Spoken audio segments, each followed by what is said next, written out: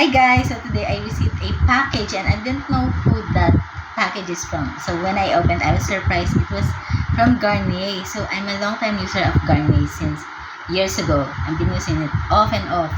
You know their commercial before. It's like, take care, Garnier. So this package, when you read, it says cruelty-free, international, and vegan formula. Green Sciences skincare for all Asian skin tones and types. So whether you're dry, oily, and maybe sensitive, and skin tones from morena to our fair skin glows. More renewable energies, greener and cleaner formula.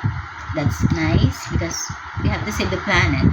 And more solidarity sourcing. So let's open it for the first time. I'm so excited.